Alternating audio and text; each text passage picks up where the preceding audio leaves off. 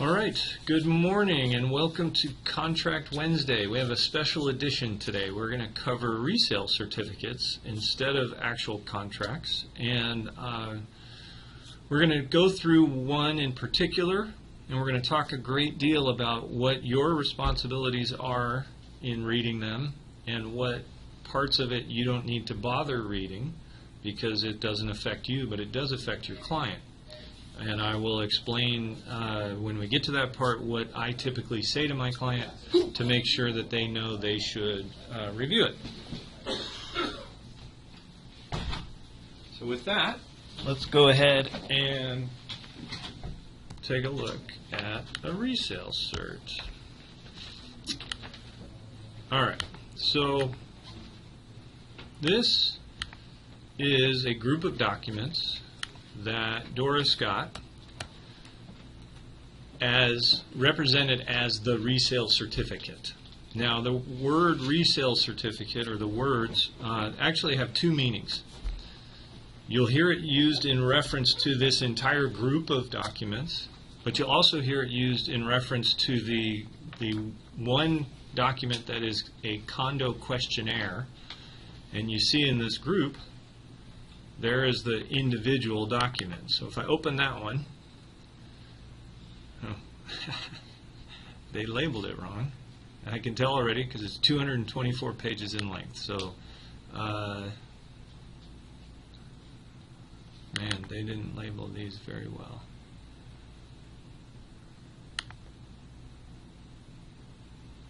Buyer's receipt, disclosure resale report, I'm guessing is it. Yes, 8 pages in length, has a bunch of questions. Okay, so before we start diving into what it includes, I want to just draw your attention to a couple of things. Because really, your first step is to make sure that the time frames are still working in your favor. All right? So we have two contingencies on any condominium. Anytime you write an offer on a condo, you're going to put that they should provide you with a resale cert within a certain time frame. And you want to make sure that if that time frame, if you don't see that the resale cert is in the listing, then make sure you give them enough time to gather it, because it takes several days for the property management firm to provide it.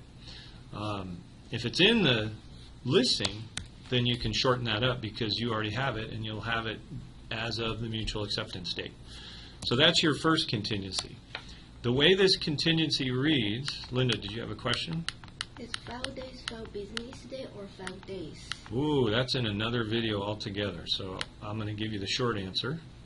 But 5, you see 5 very commonly with inspections and all sorts of clauses, because this agreement specifically says, under the computation of time paragraph, that any specified period 5 days or less, except for any time period relating to the possession date, does not include Sundays, Saturdays, Sundays, and legal holidays. All right?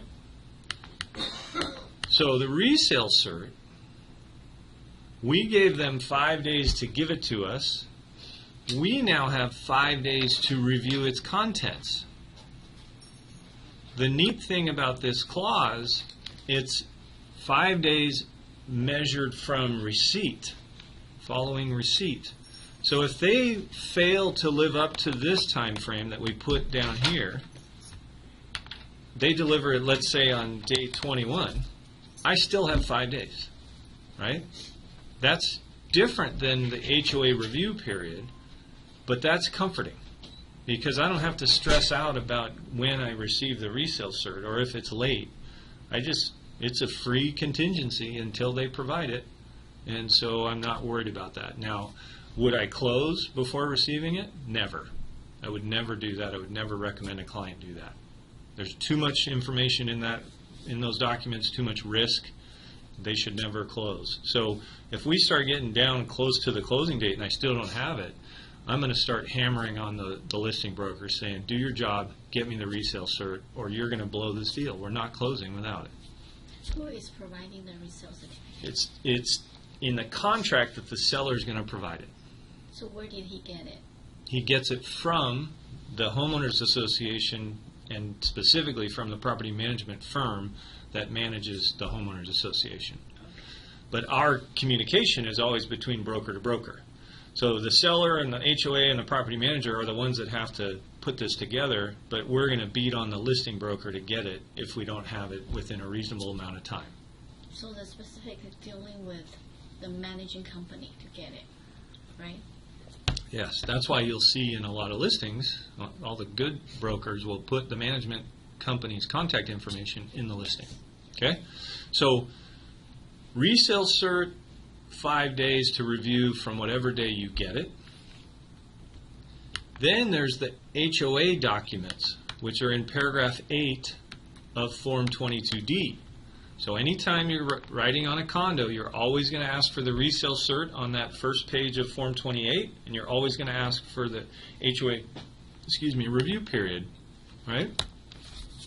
So what this says is the seller is going to provide it at the seller's expense, and he's going to do it within some time frame. The buyer has 5 days by default. You can certainly make it 10. You can even make it 1, right? But I wouldn't do that. I would at least make it 5, because as Ashley noticed, these are pretty long documents, right? This one right here, 224 pages in length. Do you really want just 1 day to look at it, right? But you have 5 days from receipt of the above documents. That sounds very similar to the resale clause, except this one goes on to say, or the date that the above documents are due, whichever is earlier. So what that means is this clause can expire whether they provide it or not. Whereas with the resale cert clause on the earlier page, it's 5 days from receipt no matter when they provide it. It's a very important distinction because this one can expire. That means the onus is on us as buyers brokers to track this. Because if they don't provide it within a certain time frame, we could be running into a situation where it expires and we don't get it. And so in this case, it's just 5 days? it's whatever you fill in. I mean, in this case, 5 and 5, so that Right. means... So they have 5 days to give it to me, and then I have 5 days from receipt. But if they don't provide it, I have a total of 10 days, at which point it expires. You have to ask them to give it. Right, and if they don't, Linda, you circulate an addendum that says, because the seller has not provided this, our homeowners association review period is hereby extended until such time as the seller provides it with an additional 5 days to review, or until January 20th or August 13th or whatever, right? So the date that the above documents are due is 5 days from the mutual consent? In this example, yep. That's exactly right. So now let's get back to our review of the resale cert, all right? Step 1 in our review of the resale cert is we first need to determine, did we get everything? So look at what we're entitled to. This means we're entitled to this disclosure that we just looked at. So that covers this 8-page document. Form 22D then gives us the additional documents, rules and regulations, bylaws, CC&Rs, association meeting minutes for the past 2 years, association board minutes for the past 6 months, association financial statements for the previous 2 years and the current operating budget. So now we're going to look at Doris's example and go, okay, well, how many of those things did we get? Do we have the rules? Well, probably in this 224-page document, but we're going to have to look at it. You see where we can't just go by the names of the files, right? Because clearly whoever named these didn't know what they were doing. I'm being mean, but minutes, last 2 years. So if that is in fact what they say, that would satisfy paragraph 8C, right? And potentially 8D because they don't have a separate document. Sorry. The front door is the other one. It is. Thank you. Thank you. So this is a 68-page document. He came to the wrong suite altogether. Yeah. All right. The recording's going to be funny. So what are we looking for? Remember, 2 years worth of homeowners association meeting minutes. That means all the homeowners. And then 6 months of board meeting minutes. So we're going to see if we have that. So here is an April 25th of 2016 board meeting minutes. All right? So what does your brain immediately think? This is the latest meeting, board meeting. Where's May and June is what I think. Yeah, Right? yeah. Most boards meet monthly. Oh, okay. Is it possible they meet quarterly? Sure. But not common. Okay. But let's look. Because the next set of minutes are either going to be March or January. If they're January, then we know they only meet quarterly, right?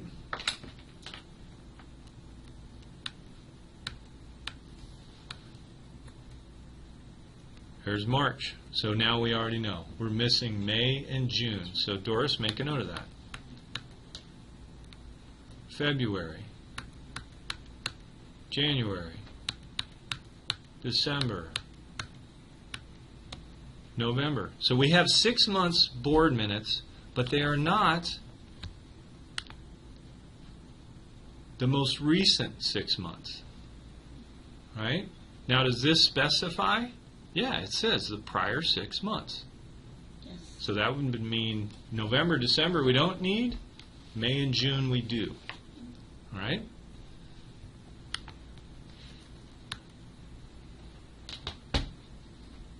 Here's another board meeting.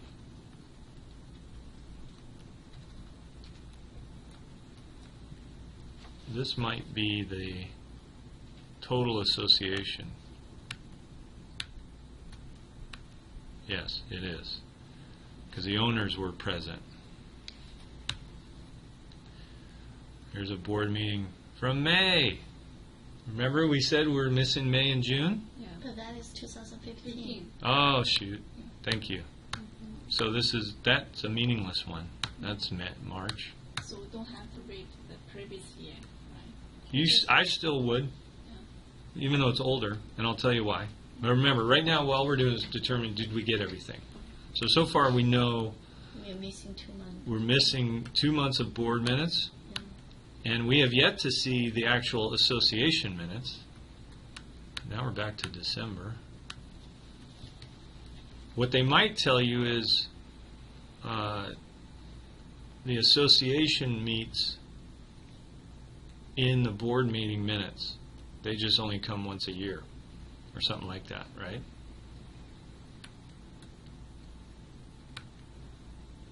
Special meeting. So it's an association just have one meeting at each year, right? Yeah, that's exactly right. So we look back 2 years, so that's just 2 minutes. I'm Cool. seeing just a bunch of board minutes.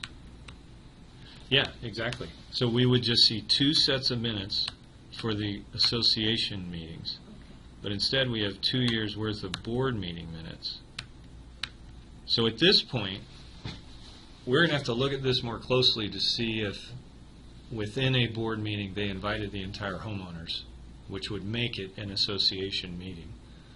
But at this point, we believe we're missing May and June board minutes, and we're still missing 2014 and 15 association minutes.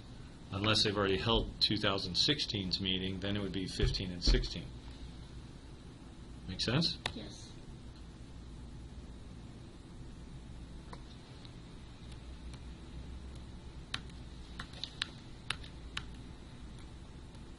Type of meeting, regular.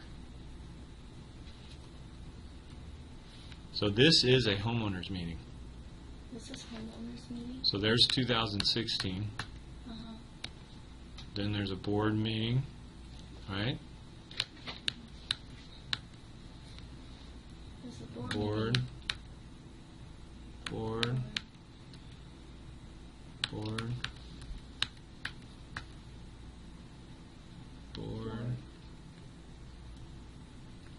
Just making sure there weren't homeowners present. Board. There are a few homeowners present here.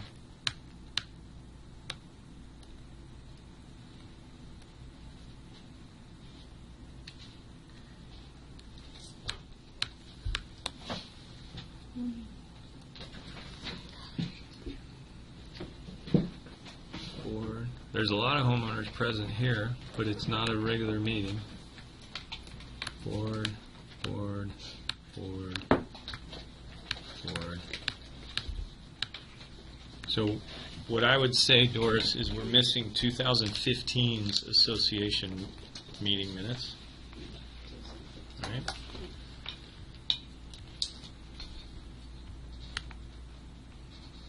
Bylaws, rules, CC&Rs, all right? So I'm going to go back to this 224-page document so we can mark this off. Covenants, conditions, restrictions. Those are CC&Rs, all right? They're super long, and so I'm going through it quickly because I'm just waiting to get to a document that has a new header and doesn't have this recording number, because this recording number is proof that all these pages are from the same document. Now I just got to some signature pages, so that's why I slowed down, because I'm waiting for this to change. There's the condo declaration.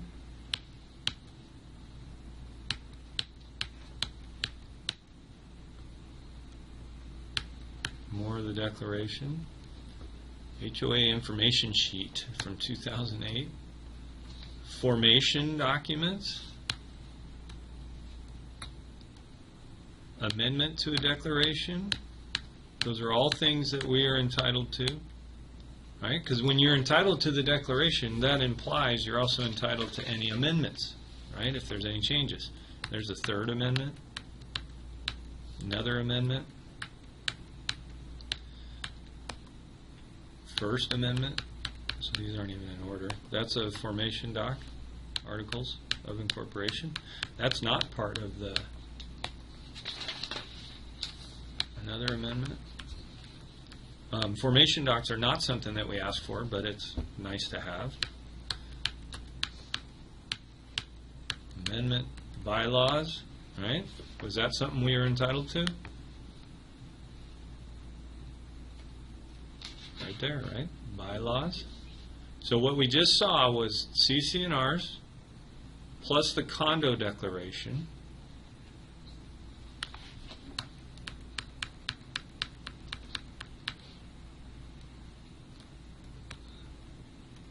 These are the rules. Pets, intrusive activities, right?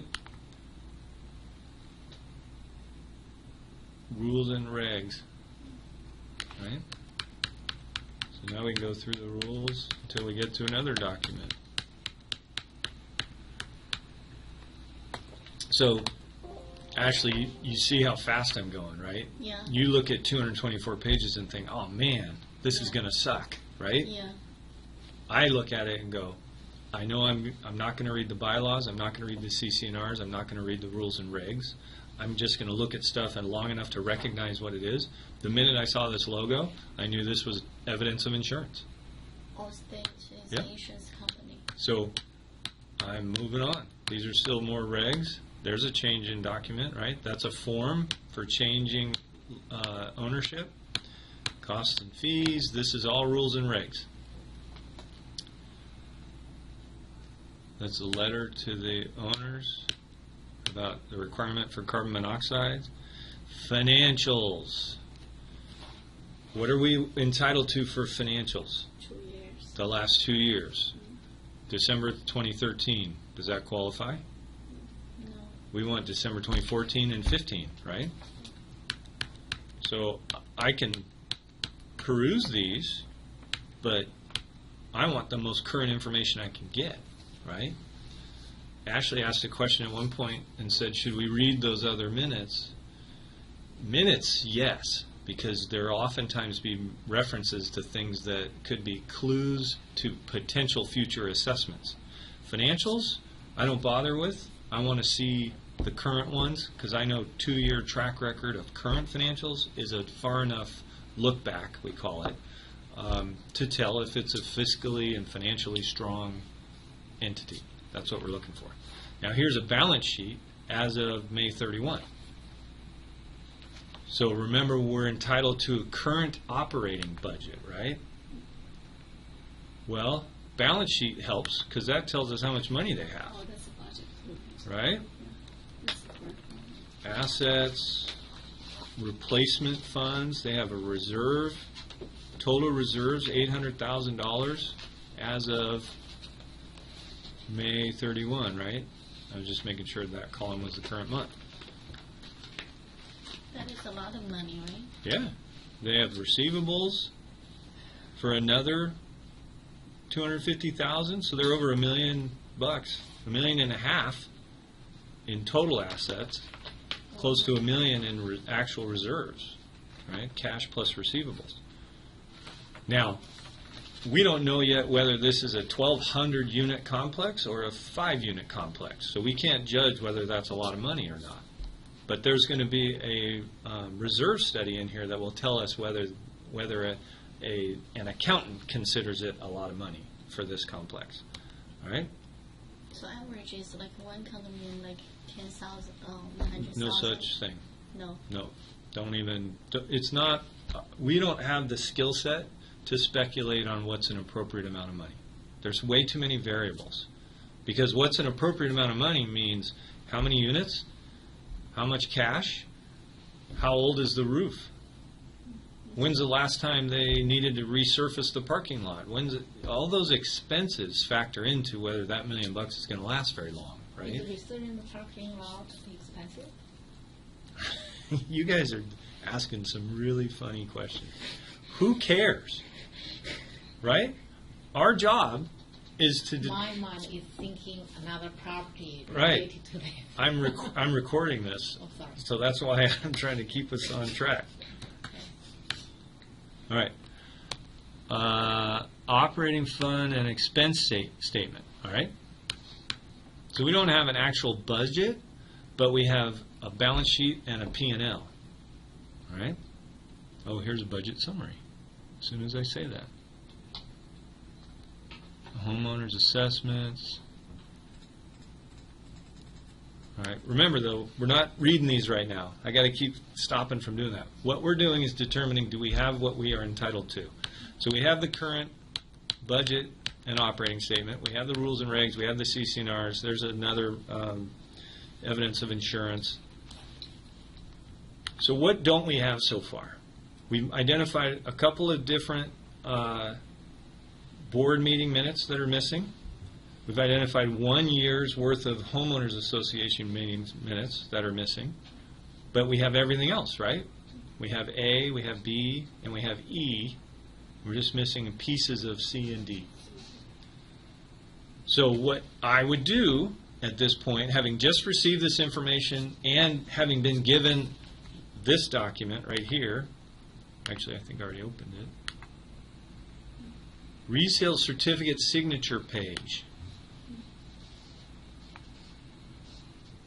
Oh, this is not the acknowledgement. Sorry, this is to be signed by the seller.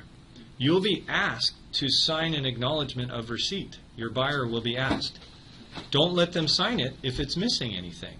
That's why you have to review it. Doris is now holding up a buyer's receipt document, Okay, yeah. which is probably in this. Here it is, right here. Right? So, we wouldn't mark the minutes, which aren't even listed, are they? Yeah, I wouldn't sign this, and I would tell my client not to sign it.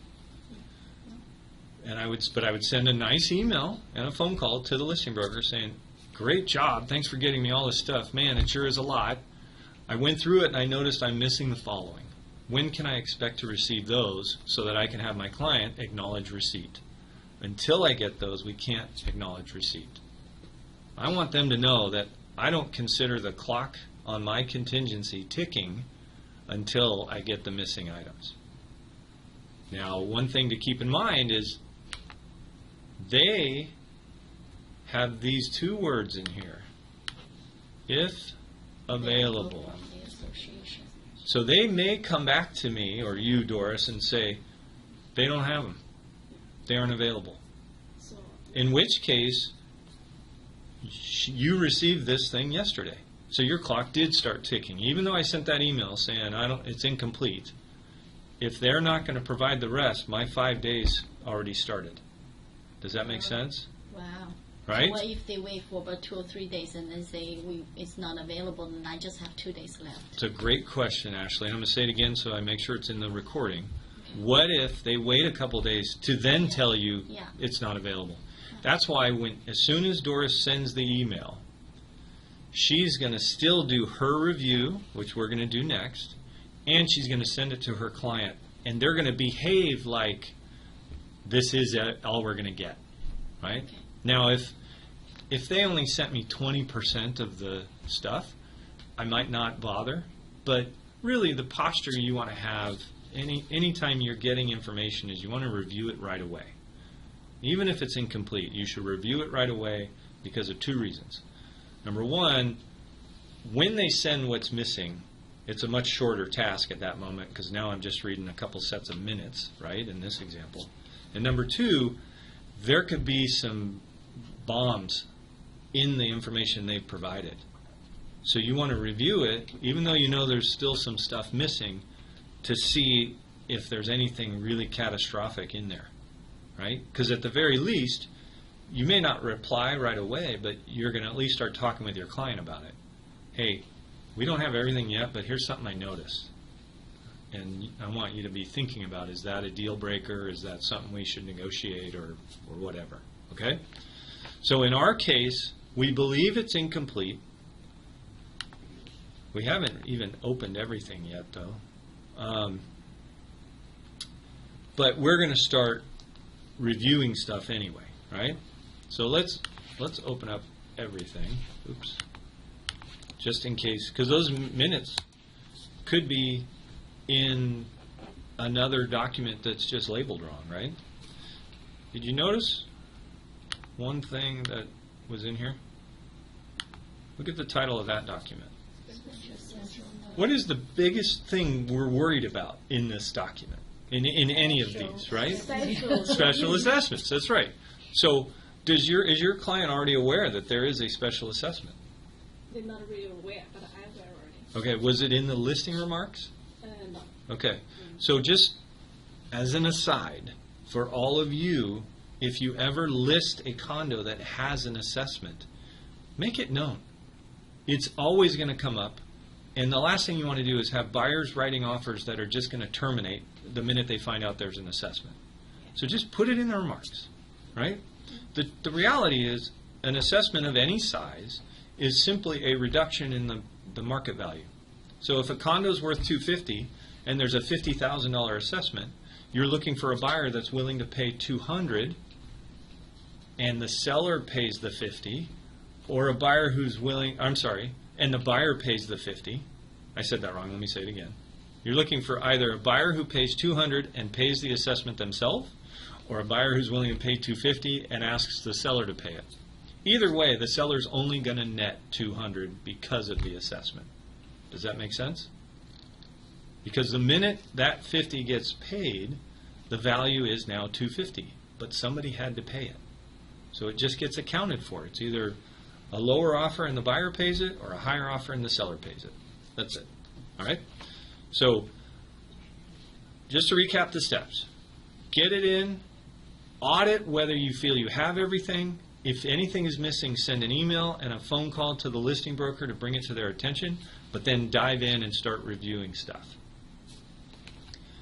I'm going to click through these tabs just to make sure that I know what each document is. Main reason is because these labels don't seem to jive with what the document is, so I want to make sure we're not missing anything. All right? So the 224-page doc we already looked at. We have a very good idea of what that is. This is the seller's signature page, and they haven't even signed it. So this, I'm going to close it because it's not so meaningful without the seller's signature. But it has the manager's signature, so what they're saying is, hey, we gave you everything that you asked for. All right, we already know this is the condo questionnaire. We already know that's the meeting minutes document. We know this is the buyer's acknowledgement, right? This is the special assessment document, so we're going to look at that in a second. This is requesting customer-specific forms. This is just a disclosure of what the property manager is saying they're willing to do, right? And it gives you contact info, though. So Doris, really, if she wanted, could call or at least email Tanya and say, hey, I got the resale cert, but it was missing these minutes. Are those available? What you really care about is getting it, right? It doesn't have to flow through the listing broker. Just get your hands on it because your client needs it, right? Frequently asked questions document. That's might be informative for you guys, right? It's FAQs about resale certs in general. Then there's a reserve study. We're going to go through that, and I'm going to show you what you look for in that. And I think, was that it? That must be it. There are 9 items. 1, 2, 3, 4, 5, 6, 7, 8. And I closed 1. So we have all 9. Okay. So now we can go back to the condo questionnaire. So this is where I start, all right? So just to recap for the video, the outline of the process is audit whether you have everything, notify the listing broker if you don't, then start reviewing it. The first thing you always review is the condo questionnaire. Oftentimes it'll be called and labeled resale cert. In this case, they're using the word disclosure. Disclosure is an appropriate word because what this is a series of questions. And that's where we start. Because we know one of the questions is, are there any special assessments? And we already know the answer to that one, right? All right. So we get down, first thing is, what is the regular assessment? That's just a term for HOA dues, right? So does that number reflect what you already knew? Yep, okay.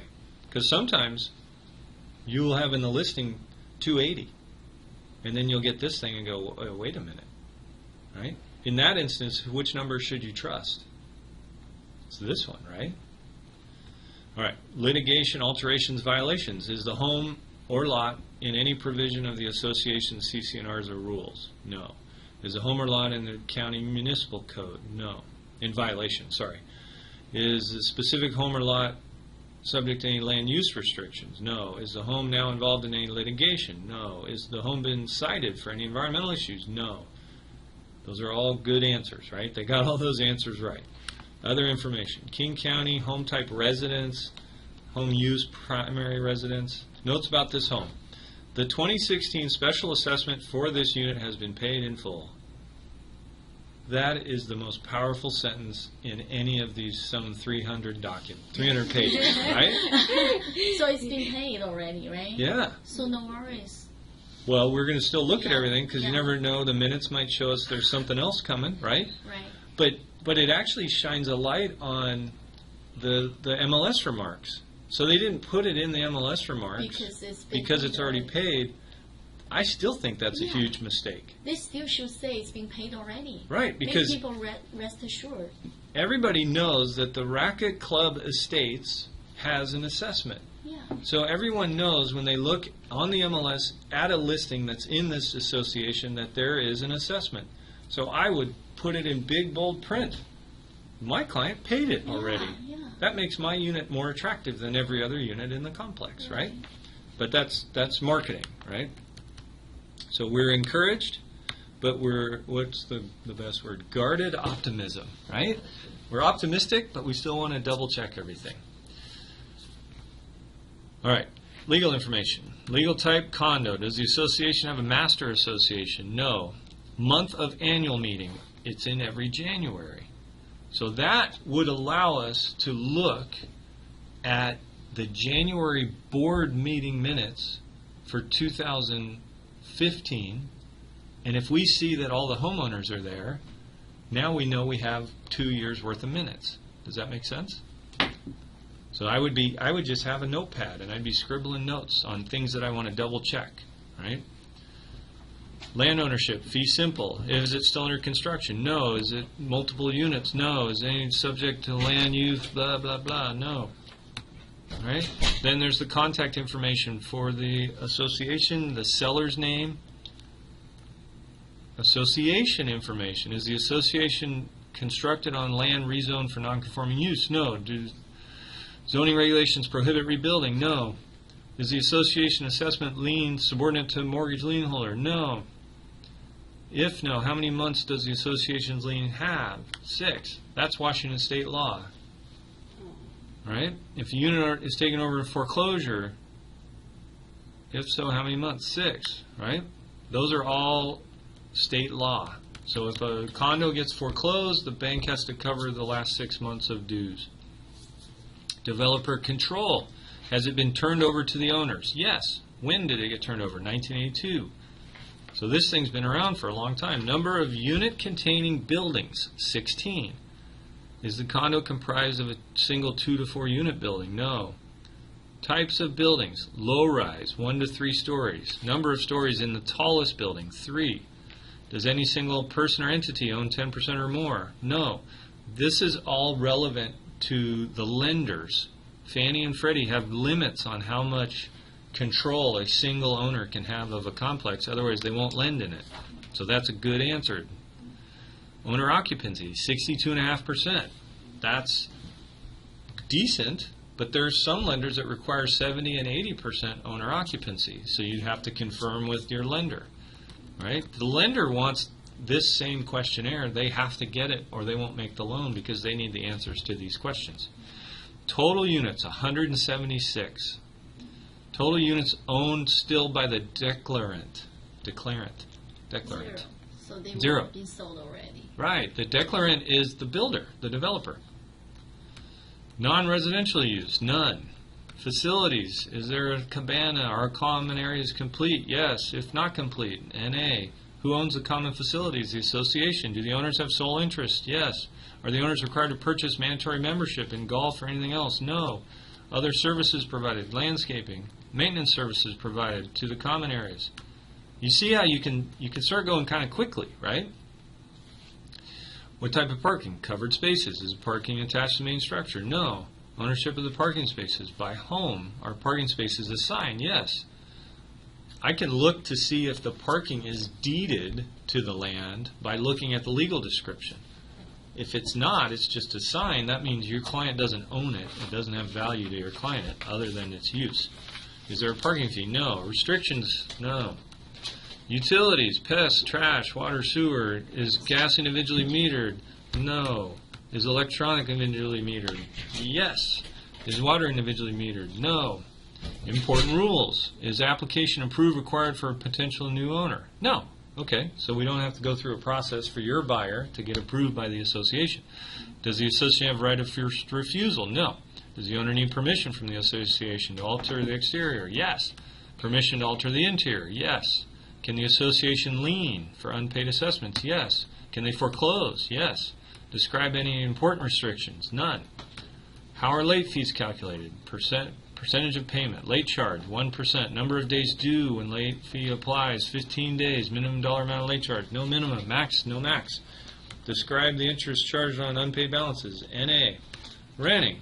Do the governing documents prohibit rentals? No. That's why the 62.5% is a little bit low. There is no restriction. Are rental services provided? No. Does the association have a rental desk? No. Are daily rentals allowed? No. Weekly? No. Does the association have a rental pool? No. How is the association managed? They have a management company. Who is it? They have the contact information. Litigation. These all say no. Right? Finances. Annual budget, $500,000. Reserve, $1.2 million. Financial data provided as of May 31. We already noticed that. Operating account balance, $82,000. Reserve account balance, $800,000.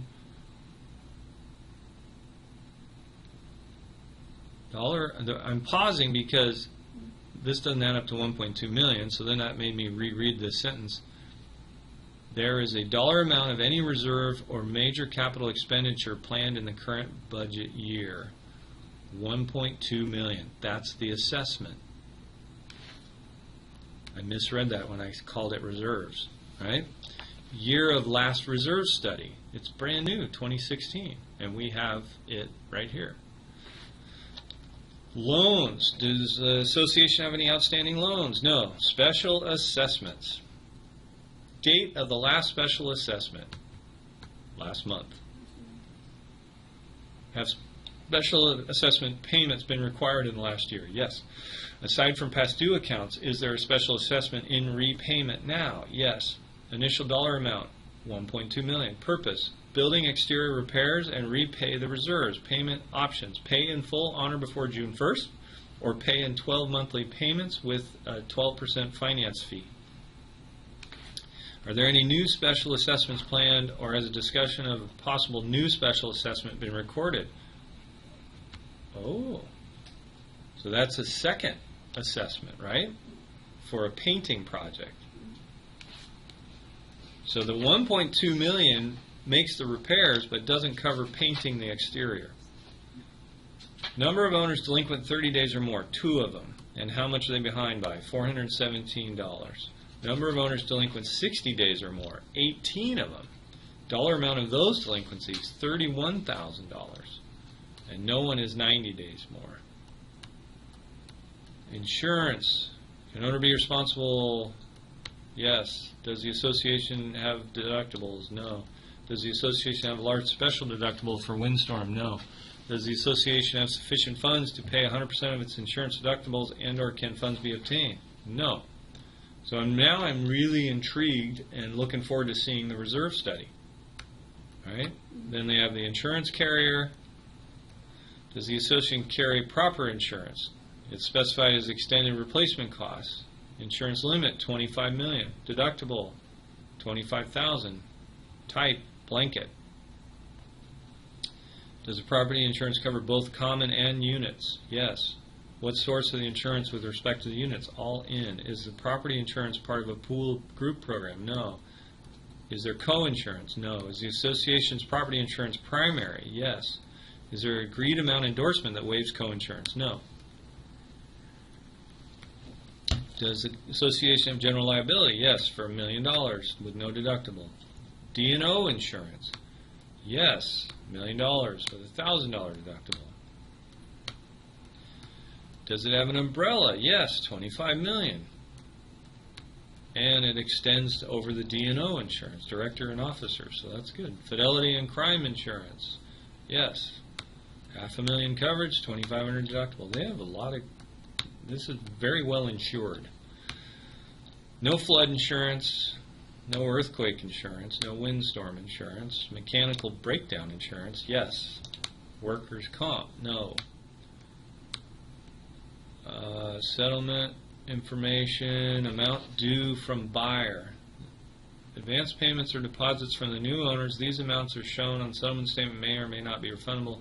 Should you have questions, refer to the community documents. Management charges $125 to update the owner records. Buyer typically pays this fee. So that's a $125 fee that your client would pay. After closing, management must be provided with contact information of the new owner.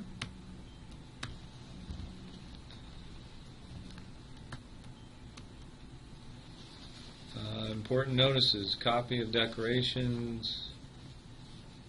Selling owner is required by law. Before acquiring title, so this is all disclosure stuff. Report ordered by Allison Mosseri, that's your listing broker, I assume.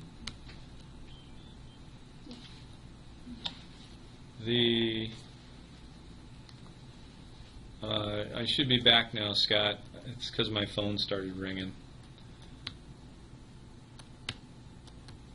Disclosure, resale, buyer acknowledgement.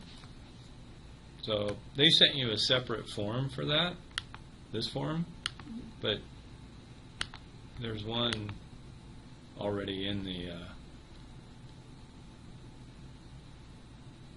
disclosure. Is that you? Sorry. All right, so we've now read the condo questionnaire, And we already know that we have potential worries about a second special assessment. Where's that going to show up? Minutes. In the minutes, that's right. We also know that there is potential reserve study concerns, right? Because if they don't have enough money, we are recording, then that could be a problem, right? And lead to another assessment. Yeah. So let's go straight to the reserve study, all right? So reserve studies are required. It's a state law that they perform them.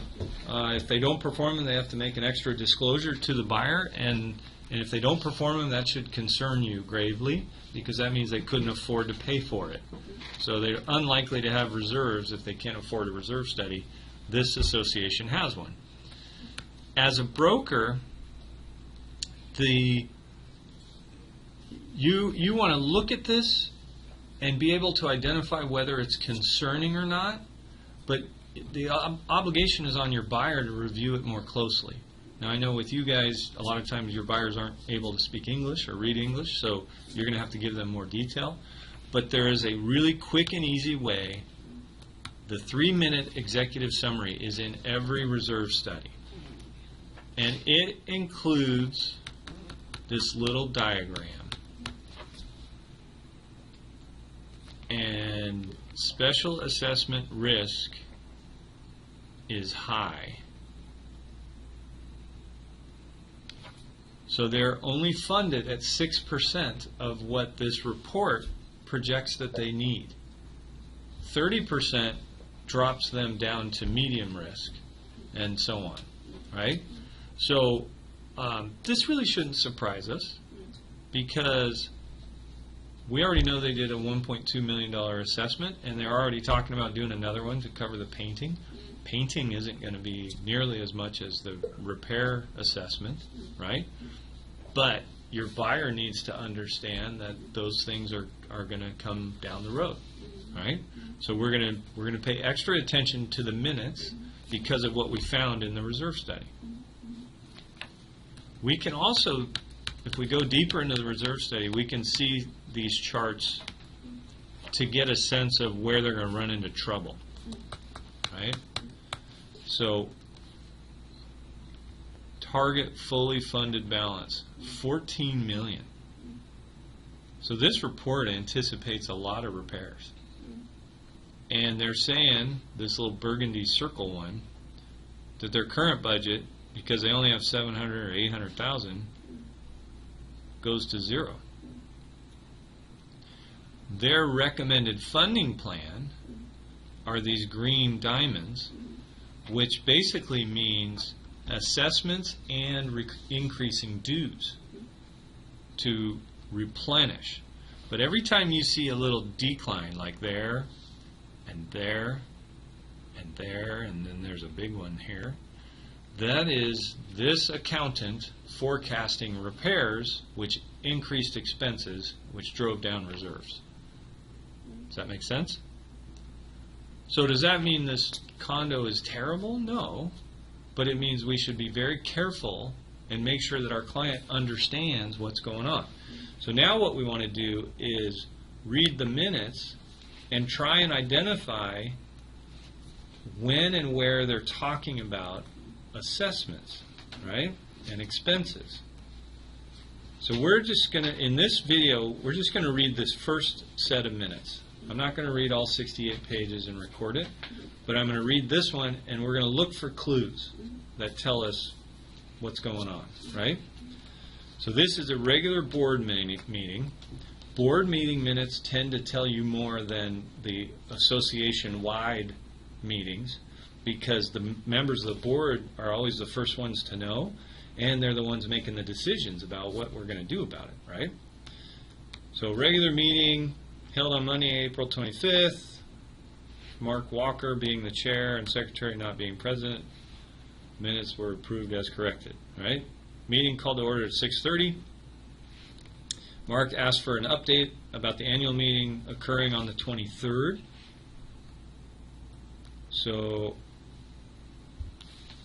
the annual meeting, we know from the condo questionnaire, is in January, so I don't know if they're planning a second meeting. But let's read on. The response was that Zach Page had received a response from the Pro Club that the meeting room wasn't available for the date requested. President suggested that as a last resort we will host the annual meeting in the Cabana building, but the board continued to seek out a room and date that would work for the meeting to occur at the Pro Club. So they are planning on having an annual meeting on a month other than January. Mark opened a conversation about the annual meeting requirements. The requirements are that normally the annual budget is presented and passed at an annual meeting, but since the board had already done that at a previous board meeting, the board just needs to present an overview of the budget for the homeowners. Zach Page also suggested that voting for the open positions would need to take place during the annual meeting to officially vote in those positions which have not been elected by the homeowners. The president introduced Mark from Pinnacle Northwest, who is our new landscape company. Mark introduced himself and volunteered to attend any meetings. He also discussed his company's approach to the HOA board. Mark suggested that the irrigation system needed attention, not to the board's surprise. Mark suggested that his company is very approachable and proactive, so he didn't mind making suggestions to the board on a weekly basis as to work that needed to be done or concerns he may see which need to be addressed. A question from the audience was presented on the topic of the types of toxic chemicals which may be used by Pinnacle Northwest. Mark answered that he does not use anything outside of the state of Washington's approval list. The president opened the floor to the treasurer for the treasurer's report. The treasurer reported that the taxes for the associations had not been paid, but an extension had been filed, and that some monies from the special assessment had started to arrive. So, is that concerning?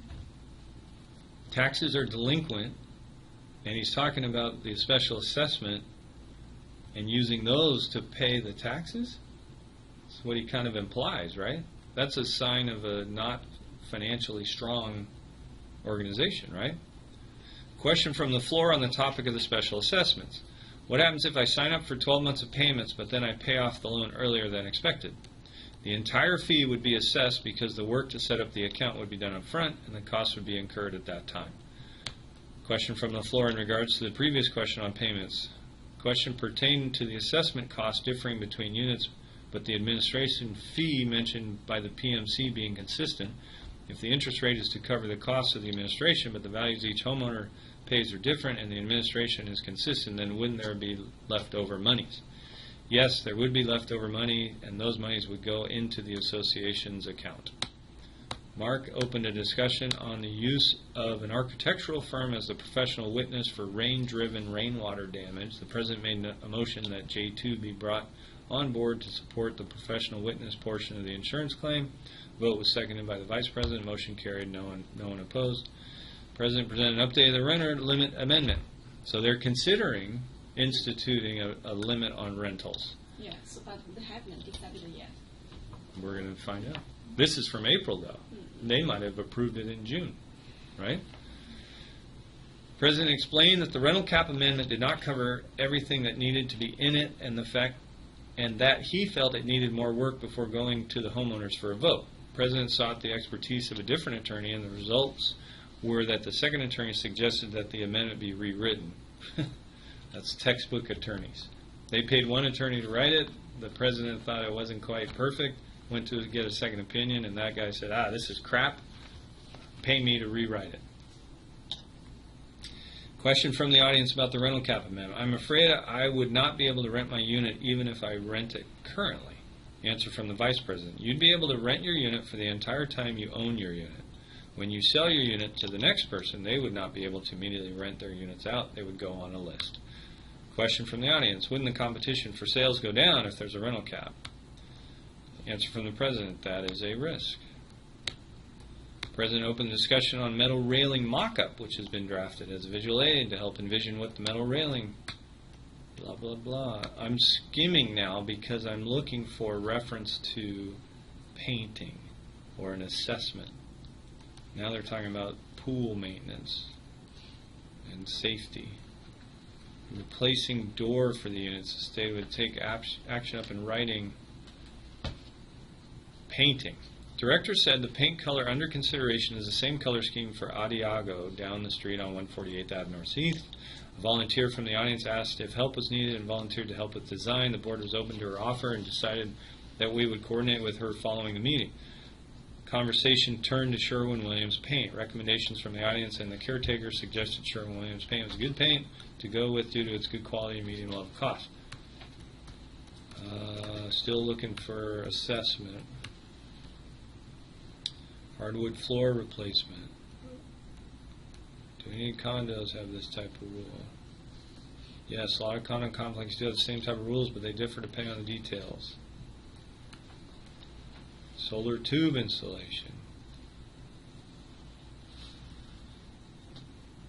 A motion on the floor was introduced by the President not to allow solar tube installation. The motion was seconded and it passed with no opposition. FHA approval.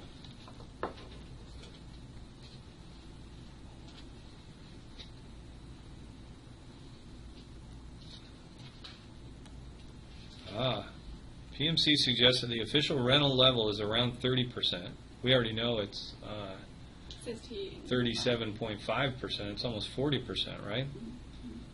But there are a lot of unreported rentals that an audit would have to be done to get the actual level. So it's actually worse than 62.5%, right? Reserve study. It's currently up to date on the reserve study, but one is coming due soon. And the PMC is suggesting Jeff Samdell, the board asked for 3 bids.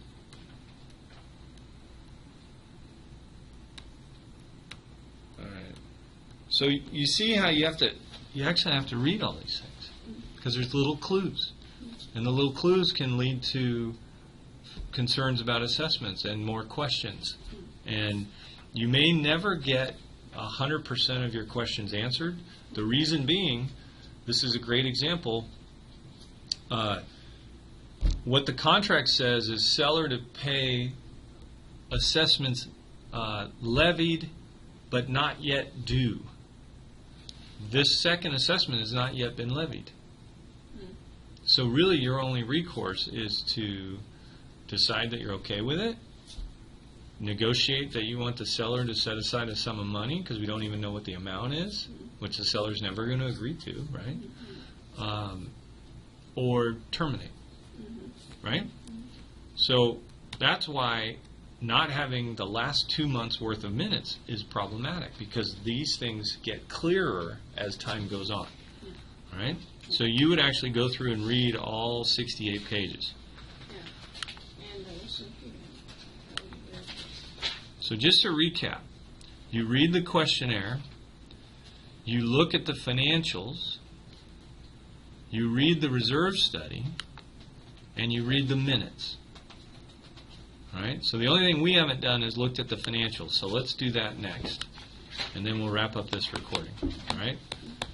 The first thing we're going to do is we're going to look at the annual budget.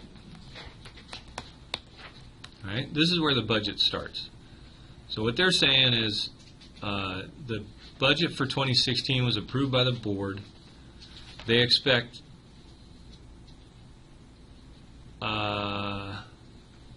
about $800,000 in dues and parking fees, but then they have to pay out $250,000,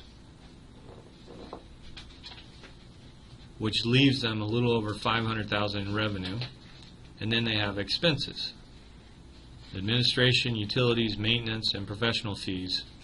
So they expect to net zero. Now we can get a more detailed breakdown, but what we're really focused on is, are they replenishing reserves and are they operating not at a loss where they're having to dig into reserves? Then you go back to the actual financials to see if they lived up to their budget previously. All right? So their annual budget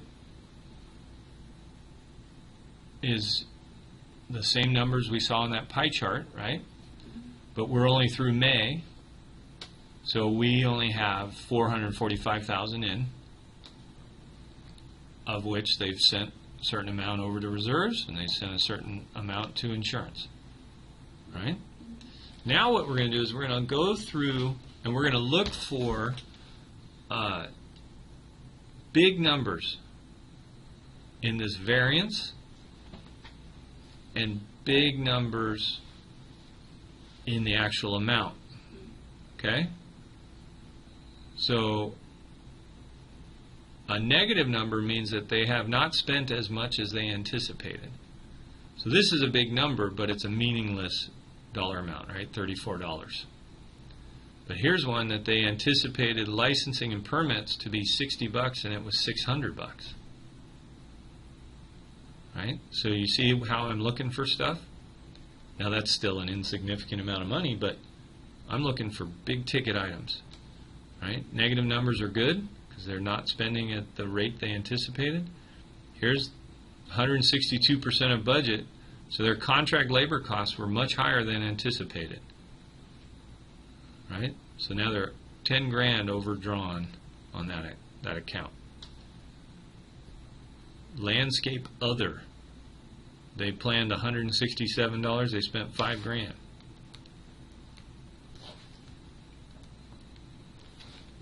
Net operating revenue. They anticipated making $600, they lost 10 grand. Through 5 months.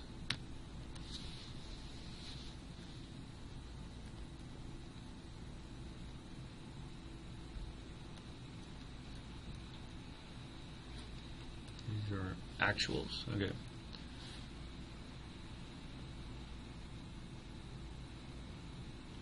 So they spent, like here's some 5-figure numbers, but it's exactly what they anticipated spending on insurance, because insurance tends to be very predictable.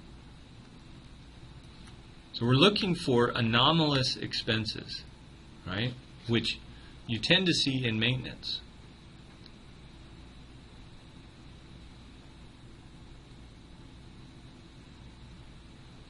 $180,000 on general maintenance. And they must have got a refund, right? Landscape contract.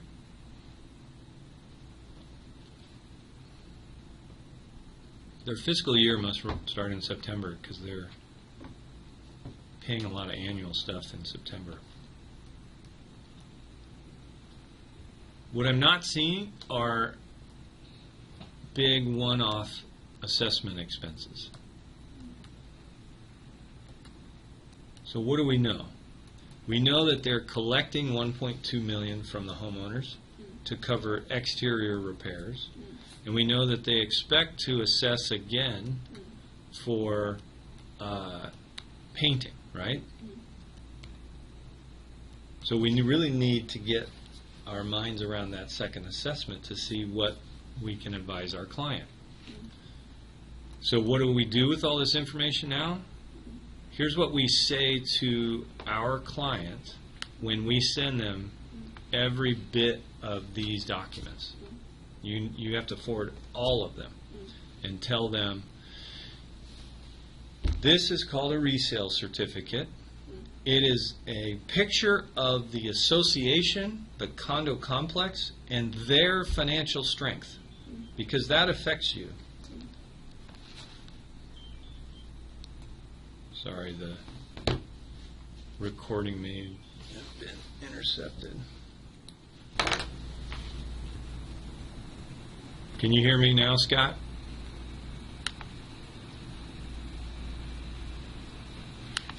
All right, so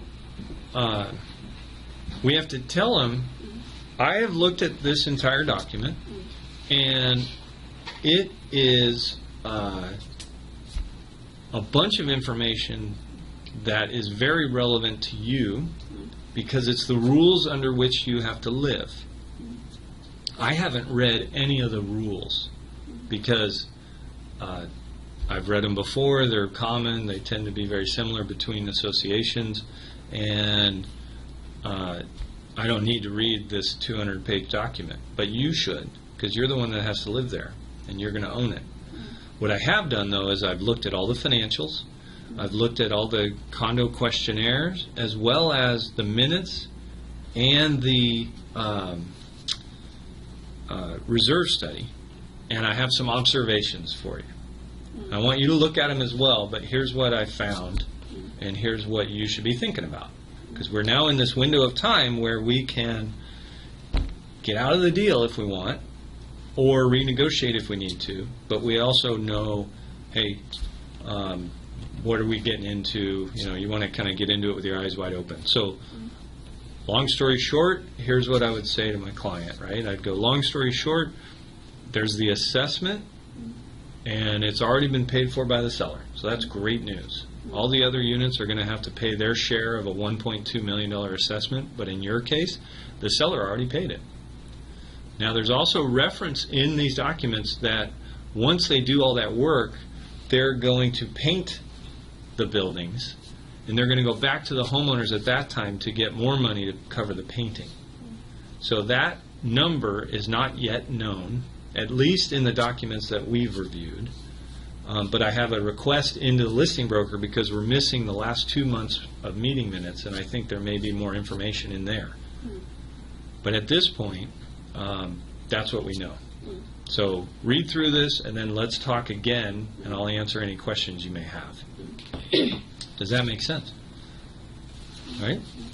So, did you, I know you were taking meticulous notes there, Doris. Did you get what you needed, or do you have any more questions? Yeah, so the meeting minutes here, so I don't know. Well, tell me what page, or what month it is.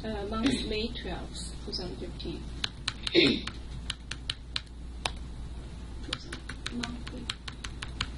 May, sorry. May. I'm getting there. Relax. March, too far. All right? Yeah, May 12th, yeah. What do you want me to look at? 1.3, 13.7 million special assessment fee. This is the posting fund. Then they said, oh, this one, what it means, post fund identified, meaning it means they are like effective effect and want to be revived. It means there's no reject this one. No, they postponed it. Yeah. So that means they didn't put it to a vote, but they've postponed it. That is why these guys talk about the $14 million worth of expenses, right? Remember when we got here, 13.7 million special assessment. 13.7 million special assessment, right? So they knew about this a year ago, but you should keep reading, right?